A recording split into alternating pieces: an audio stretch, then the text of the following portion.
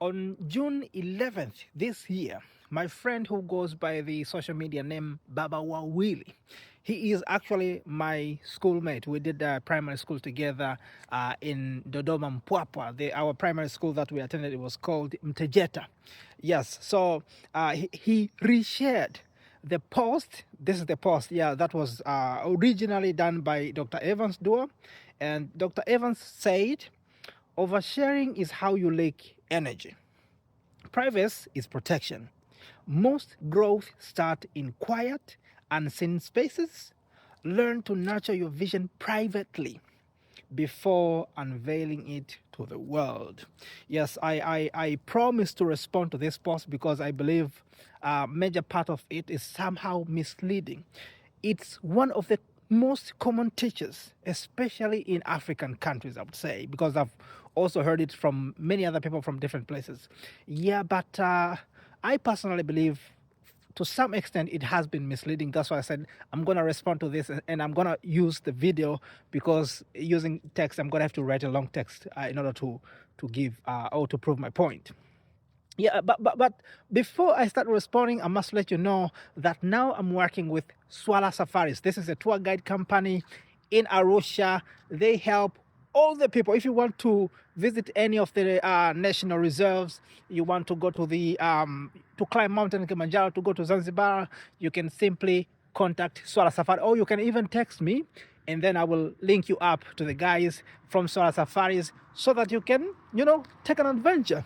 I know a lot of Tanzanians, as well as foreigners, they really want to have fun, to have adventures.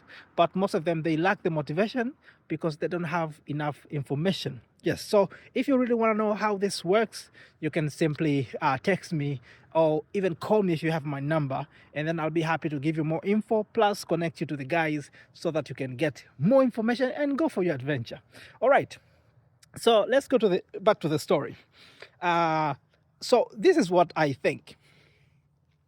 I agree with the first statement fully, which says oversharing is how you leak energy. And I agree with this statement fully, not only for the case of oversharing. Anything which is overdone is harmful. If you overeat, it's harmful for you. If you overwork, it's harmful. If you over think of anything which is done over the average is harmful. So that's why I agree with the first statement that oversharing is how you leak energy. But statement number two, privacy is protection.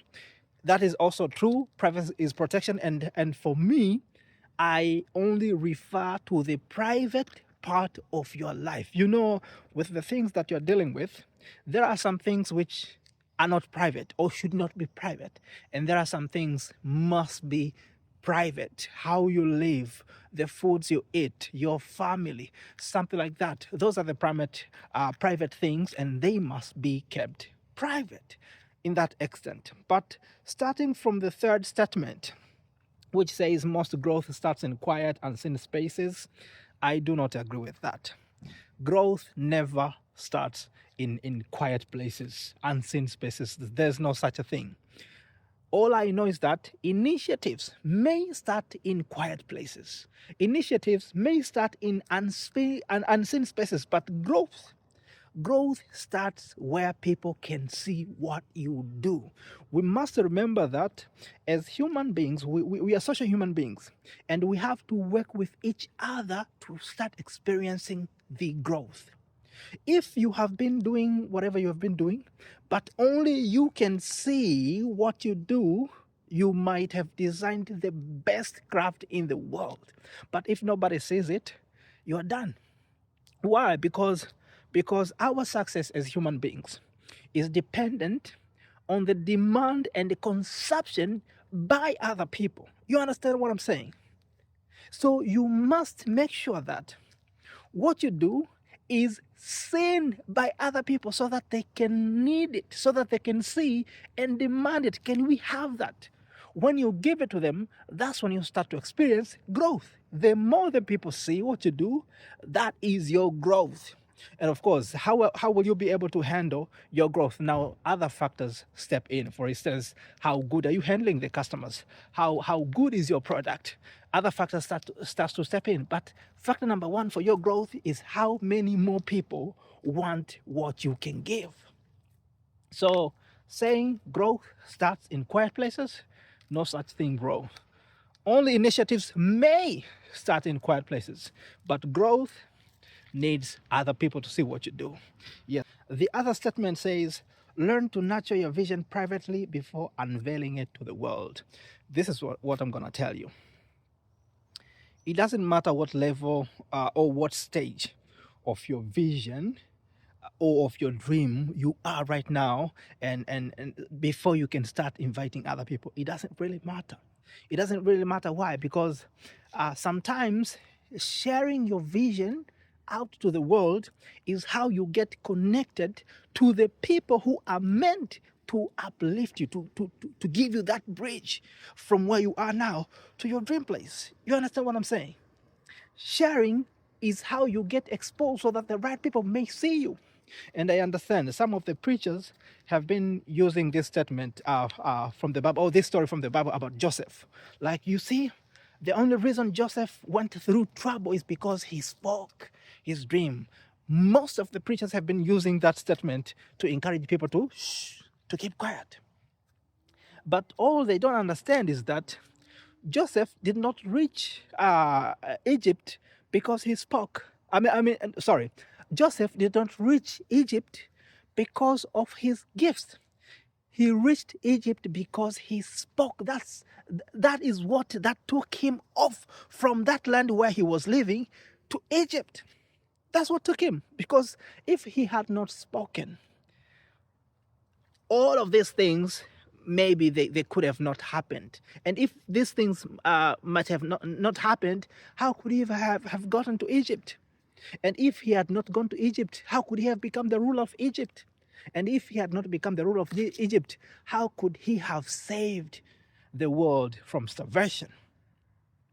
So I believe there will always be people who will hate you for your progress. It doesn't matter whether you say it or not, but as long as you start to show the signs of progress, people will start to hate you anyway. So keeping quiet, thinking, oh, maybe they will not hate me because I don't speak about it. At some point, you're going to start to show it. At some point, you're going to start to show the outcome of your work. The moment they start to see the progress of your works, the moment they start to see the difference in your appearance, some people are going to get mad. Some people are going to get angry. So you cannot avoid that. Maybe the only way for you to avoid that is to keep on being the poorest, keep on being the stupidest, keep on being the most ignorant people. And even by being so, some people are going to still get mad at you.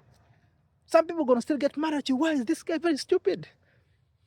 Now, I can give you an example. For instance, in our Tanzanian environment, we have those people who are called Machawa.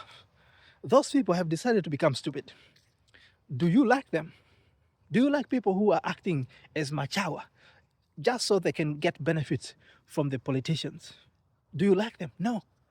But would you have liked them if they had shown their other potentials? Maybe you would have, but some people will not like them. So you cannot avoid being, hated by. Yeah, but let me just conclude this. I would conclude this by saying that apart from your potentials, what you need as an individual is your visibility. Other people need to see you by your strength as early as possible. You need to be seen by your potentials. When people have seen you with what you can offer, if it's good enough, they will come for it. And when they come for it, that is the beginning of your growth. That is my opinion based on this post. Please, I would like to hear your feedback, Baba Willie, but also anyone else who is listening to this video. Please share with me your feedback. What do you think about my opinion?